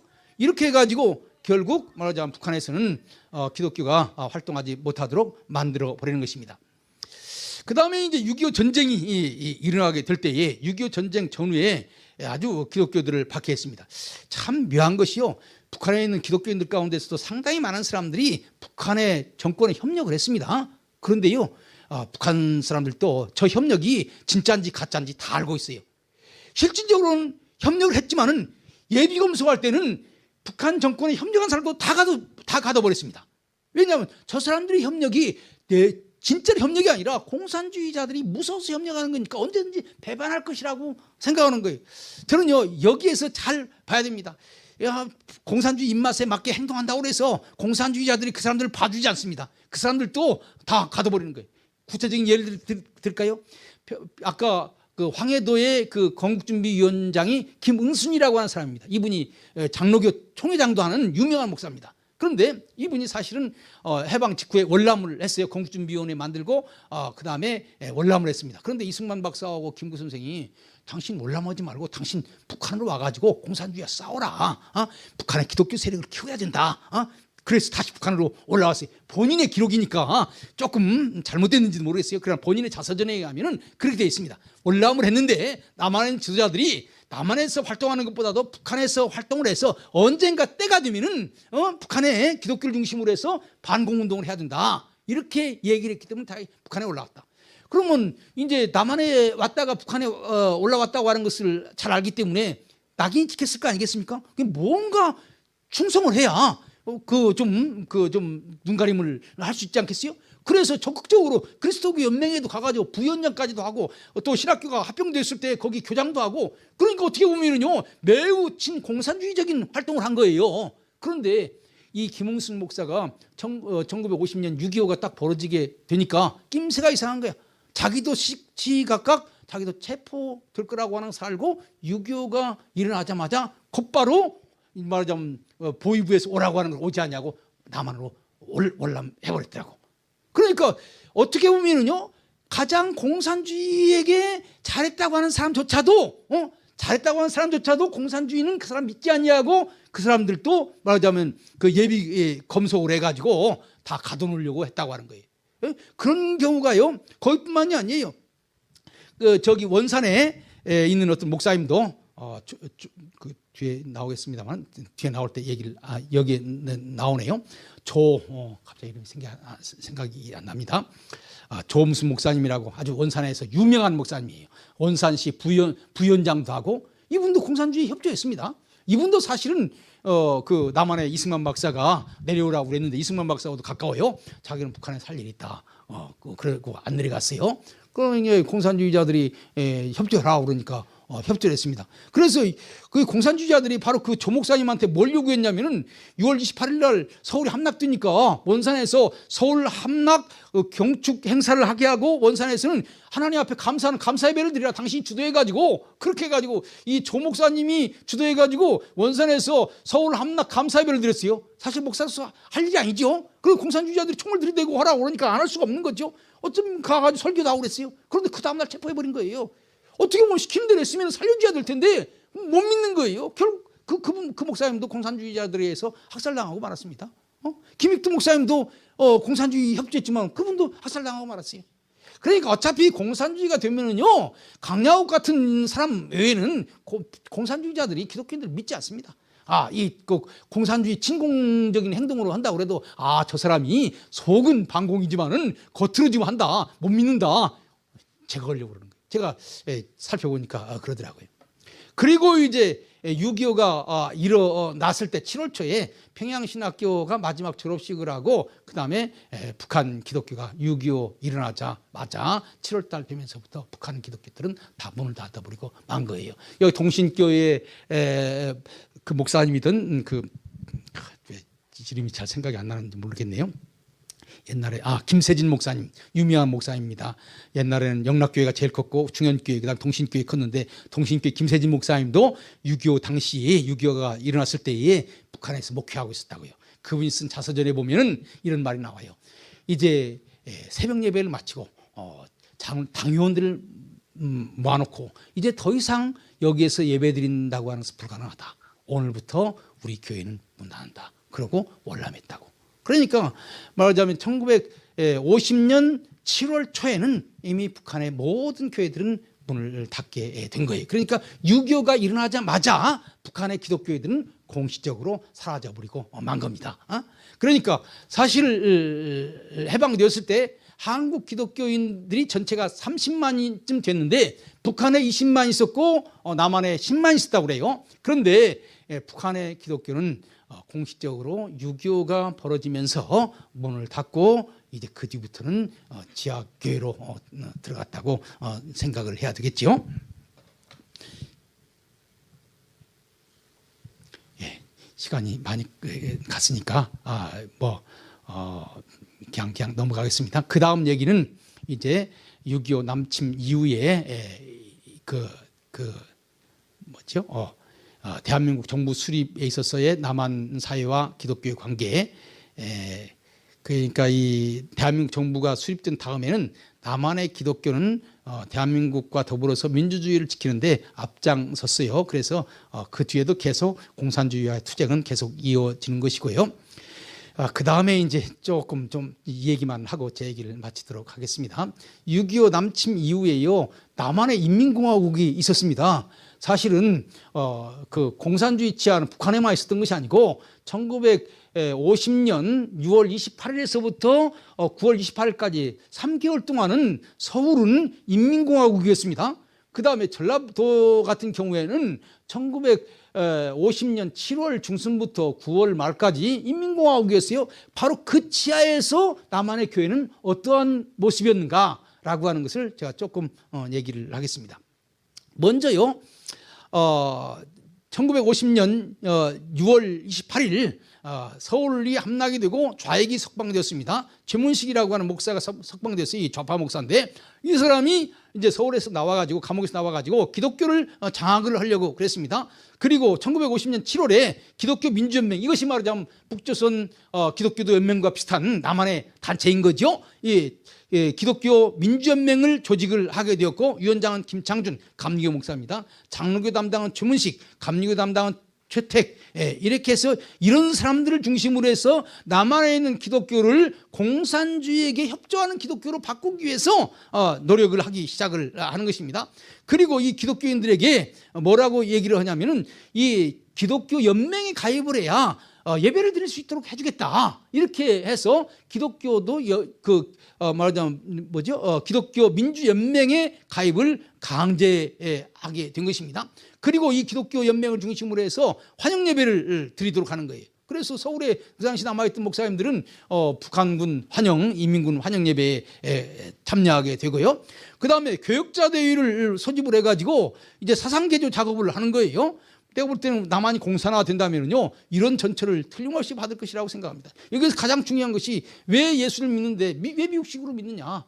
미국 친미 기독교에서 벗어나서 공산주의식 기독교가 되라. 공산주의와 병립할 수 있는 같이 공존할 수 있는 그러한 기독교로 만들어라라고 하는 것이 가장 중요한 내용이 되겠죠. 그리고 7월 10일에는 인민군 환영대회를 만들었고요. 그래서 우리 기독교인들이 나가가지고 인민군 환영대회에 참석하고 기독교 민주연맹에 가입을 촉구하게 되는 것입니다. 그리고 이제 연맹증 가입했다고 연맹증을 가지고 이게 말하는 주민등록증이나 비슷한 거죠. 그런 것이 있어야 활동할 수 있도록 만들어 놓은 것입니다. 그런데 그런 가운데서 이제 북한이 쓴 그 작전 가운데 하나가 기독교 지도자들, 목사든지 평신도든지 지도자들을 다 불러놓고 자술서를 쓰도록 만드는 거예요. 그래서 과거에 무슨 일을 했는지, 공산주의에 대해서 어떻게 생각하는지 뭘 쭉 쓰도록 만드는 것입니다. 그것을 근거로 해서 또 기독교를 박혀는 거예요. 이것도 제가 볼 때는 틀림없이 남한이 공산화되면 공산주의자들이 이런 작전을 쓸 거라고 생각을 합니다. 그리고 1950년 8월 21일에는 기독교인들을 모아놓고 북한 정권 지지 결의대회를 했어요. 남산에서 열렸습니다. 그런데 기독교인들이 모이기는 했지만은 그냥 억지로 끌려가지고 꽃피로 끌고 가듯이 억지로 와가지고 앉아 있는 거예요. 그러니까 공산주의자들이 이놈의 기독교인들 안 되겠다. 그래가지고 공산주의자들이 상당히 기대에 못 미쳤다. 사실 목사가 돼가지고 공산주의를 좋아하는 사람들이 얼마나 있겠습니까? 권총 들이대면서 오라고 그러니까 어쩔 수 없이 가서 앉아 있는 거죠. 그래서 이제 공산주의자들이 이 기독교인들은 보다 더 강력하게 다뤄야 되겠다. 그래서 사실 1950년 8월 23일 날 서울 시내에 있는 중요한 기독교 지도자들을 납북하기 시작을 한 겁니다. 일부는 죽이고, 그래 반동 세력은 죽이고, 북한에 데리고 나가서 좀 쓸모 있다고 생각하는 사람들은 데리고 간 거예요. 예? 그래서 많은 사람들이 끌려갔습니다. 장로교 21명, 감리교 11명, 성결교 9명, 그래 납북을 하게 되는 거예요. 이것이 서울의 상황입니다. 그러니까 서울에서 공산주의자들이 하루아침에 금방 기독교를 금방 예배를 못 드리고 이렇게 한 것이 아니라 조직적으로 하나씩 조직을 만들고, 그 다음에 종교자유를 제한하고, 그 다음에 사상개조를 하고, 이런 식으로 차근차근 기독교를 하려고 했다고 하는 거예요. 이런 프로세스를 만일에 이남이 공산화된다면 똑같이 할 거다. 그러니까 제가 볼 때는요, 남한이 공산화된다면은 제일 첫 번부터 예배 못 드리게 이렇게 하진 않을 거예요. 예배 다 드릴 수 있다. 얼마든지 종교자유 준다. 공산주의와 공립하는 예배를 드리라 이렇게 얘기하지 예배 못 드린다고 하지 않을 겁니다. 이런 측면에서 일부 사람들은 공산주의가 왔지만 예배 못 드리게 하는 것이 아니지 않느냐, 우리가 너무나 공산주의를 나쁘게 보지 않았느냐, 이렇게 또 얘기를 할 거예요. 그러니 이런 것들을 잘 알아야 앞으로 우리가 어떻게 행동할 것인가를 잘 알 것입니다. 바로 서울에서 했던 일들이 1945년 50년 7월 말부터 각 지방에 똑같이 다 벌어지는 것입니다. 남한에 있는 모든 교회들, 특별히 말하자면 무슨 일들이 벌어지냐면은 인민위원회에 북한에서 내려온 사람들이요, 인민위원회 교육을 해야 되잖아요. 교육 장소로 제일 좋은 장소가 어디입니까? 교회예요. 그래서 교회를 인민위원회 학습장으로 많이 쓰는 거예요. 그리고 기독교인들을 가장 뭐 때문에 싫어했겠어요? 친미 세력이라고 싫어하는 거예요. 그래서 기독교인들을 대대적으로 박해를 하게 되는 것입니다. 그래서 남한의 기독교인들의 박해가 많이 이루어지게 되었고요. 여기에는 여러 케이스를 기독교 탄압 사례는 조금 말씀해 주시면 좋겠습니다. 기독교 탄압 사례예요.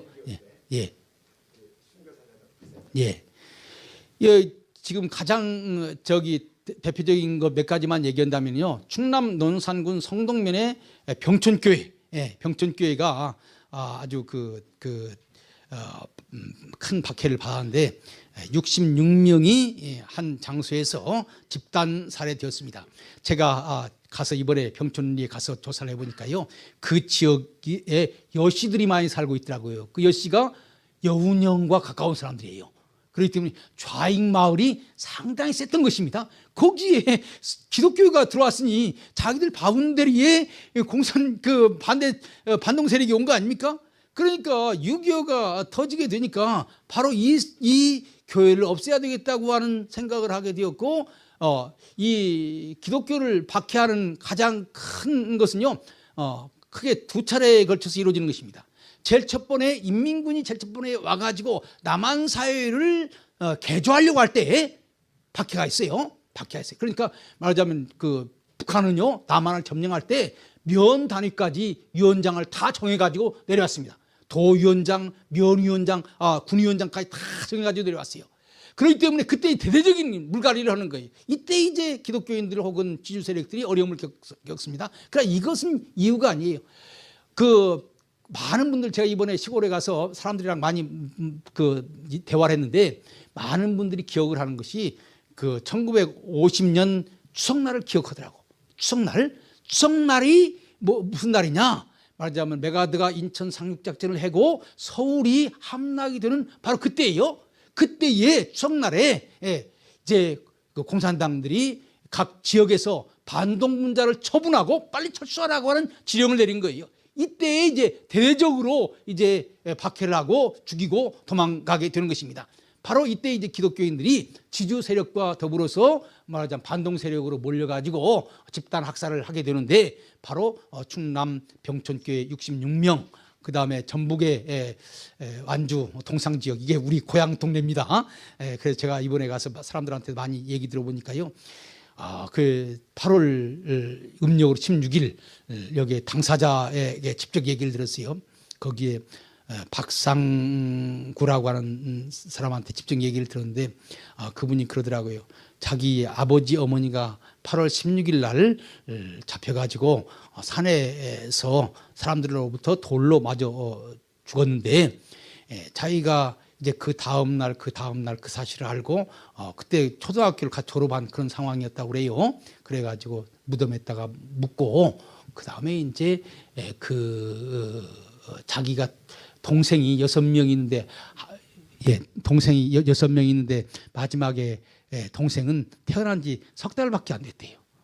그 애를 얻고 다른 동생 5명과 더불어서 70일을 울면서 15살짜리가 동생 어린 4명, 5명을 데리고 3달짜리 얻고 하는데 그 얘기를 하면서 울더라고요. 눈물을 흘리더라고요.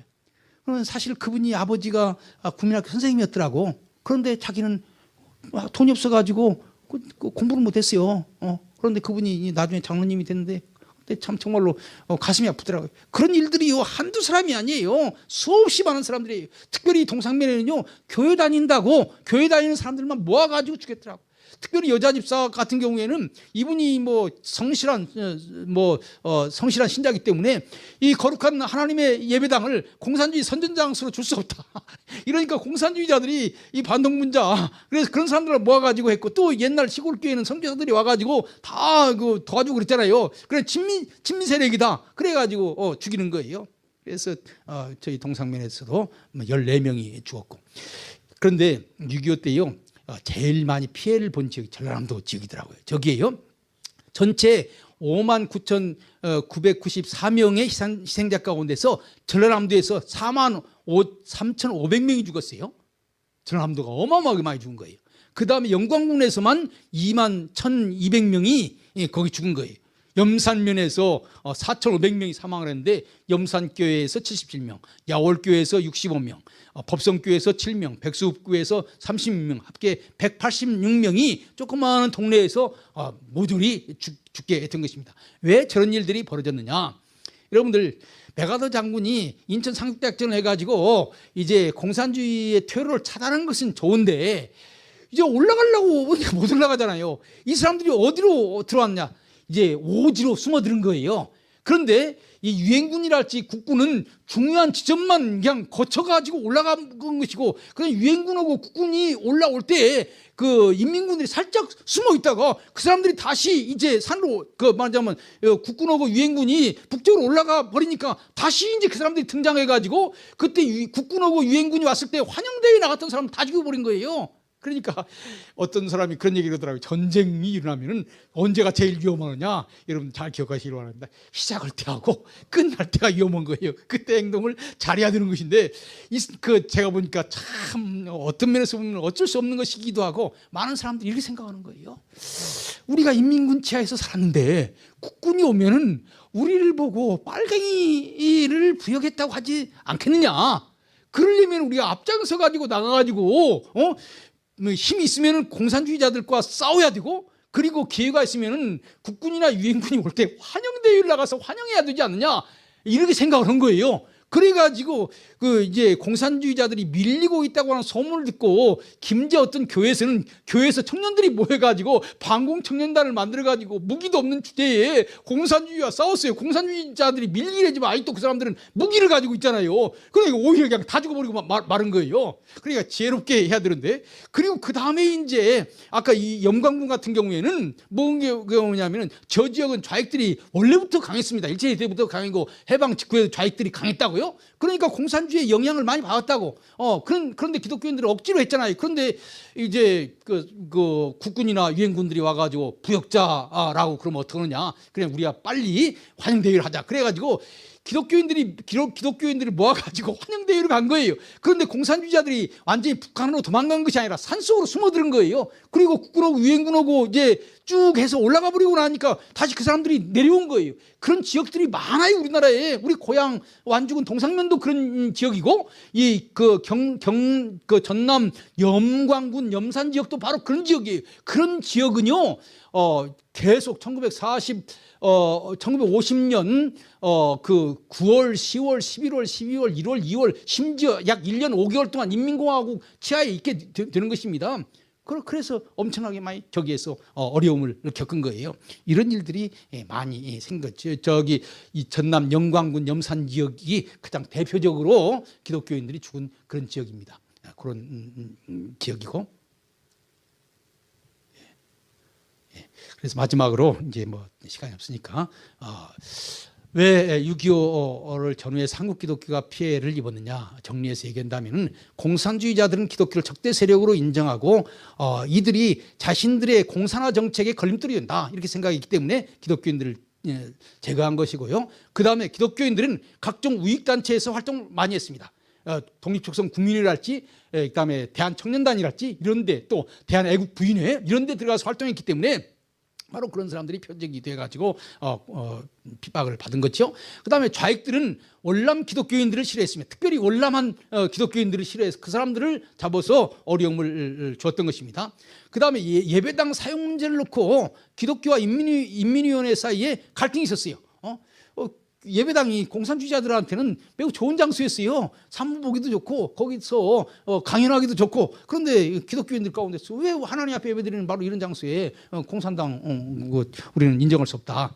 그다음에 기독교는 미국 선교사와 밀접한 관계가 있기 때문에 친미 세력으로 간주되었다. 이렇게 말할 수가 있는 것입니다. 그런데 이제 결론적으로 말한다면요, 6.25 전쟁 전후에 기독교를 정리해서 얘기한다면요, 반공정신과 이웃사랑이 두 가지 측면을 다 가지고 있더라고요. 사실 한국 기독교인들이 당하고만 있었던 것은 아니에요. 어떤 지역은요, 그 조직을 만들어 가지고 공산당과 직접 싸운 경우도 상당히 많더라고요. 철원의 신한청년당, 경주의 구정교회 결사대, 그다음 김제 만경교회의 반공혁명단, 그다음에 축산교회의 인민위원회 공격. 그래서 기독교인들이 우리 당하고만 있을 수가 있느냐, 우리도 한번 가서 싸우자 그래가지고 공산주의가 싸웠더라고요.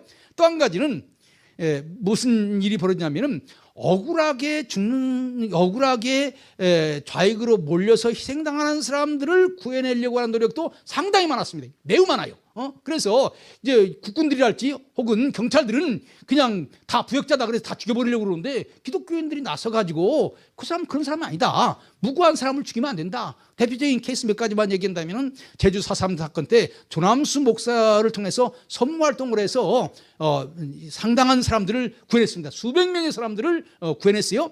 손양원 목사의 사례는 여러분들 많이 알 거예요. 그다음에 병촌 두암교회 이런 교회들 공산주의자들에 의해서 많은 어려움을 겪었지만은 이 기독교인들이 결코 그 사람들한테 복수하거나 서로 그 사람들을 피해 입히지는 않은 거예요. 임자 진리교회의 경우를 보면은요, 이인재 목사 이인재라고 하는 신자가 자기 아버지가 공산주의자들에 의해서 죽었는데 전쟁은 전쟁으로 끝내고 우리는 새로운 사회를 만들어야 된다. 그래서 화해 사역을 냈고요. 그래서 이 화해 사역이 상당히 많고 이 얘기만 하고 제 얘기를 마치겠습니다. 6.25를 지나가면서요, 한국 기독교는 엄청나게 부흥했습니다. 부흥한 근본적인 이유가 이 부역자를 선발하는 것이 매우 중요한 거예요. 부역자를 갈라내는 것이 그냥 공산주의자들이 3개월, 2개월 뭐 세상을 지배했기 때문에 공산주의와 부역을 했던 사람들은 걸러내가지고 처단을 해야 되는 것인데 이것이 중요한 일이죠. 여러분들 박완서 씨가 쓴 그만둔 싱하는 누가 먹었는가 그거 보면은요, 이 수복 이후에 서울에서 부역자 처단 문제가 어떤 상황이었는지 잘 알 수 있을 거예요. 그거 한번 읽어보세요. 약간 좌파적인 냄새가 있지만은 잘 생각하면서 읽어보시면은 거기에서도 우리가 배울 점이 많습니다. 그런데 많은 경우에 있어서 누가 부역자고 부역자 아니냐를 결정하는 그런 순간에 있어서 누구 보고 그런 일들을 시켰느냐? 목사한테, 기독교인들한테 그런 일들을 시켰더라고요. 그냥 기독교인들은 공산주의자가 아니라고 생각했기 때문에. 그래서 많은 기독교인들이 그 당시에는요, 쭉 모아놓고 수복한 다음에 사람들 쭉 모아놓고 우익 사람들을, 그 동네 사람들 가운데 우익 사람들을 불러놓고 이 사람 공산주의자 침묵을 하면은 그 사람 끌고 가서 그냥 죽여버리는 거예요. 그런 상황 가운데서 많은 기독교인들이 실질적으로 공산주의 활동했던 사람들 가운데, 공산주의 활동했던 사람들 가운데서 진짜 빨갱이도 있지만은 공산주의자들이 협박하니까 어쩔 수 없이 하는 사람들 많잖아요. 그런 사람들을 다 갈라내가지고 살려준 그런 케이스가 상당히 많아요. 나은몽 장로도 그런 일들 했더라고요. 공산주의자가 자기 집에 숨어 들어왔는데 이제 우리 국군이 와가지고 그 사람 그 공산주의 아니냐 이렇게 얘기했을 때 나은몽 장로가 그 사람 공산주의자가 아니다. 그래가지고 살려줬다고 하는 것을 기록으로 남기고 있고 그런 기록들이 상당히 많아서 이 그 6.25 전쟁 전후의 기독교는 두 가지 측면. 한편으로는 공산주의와 맞서 싸웠지만은 또 한편으로는 될 수 있으면 사람을 살리려고 하는 그런 행동도 많이 있었다. 그래서 저는 반공과 이웃사랑의 양면성을 가지고 있다. 이렇게 저는 결론을 맺고 싶은 것입니다. 제 얘기는 여기까지 하도록 하겠습니다.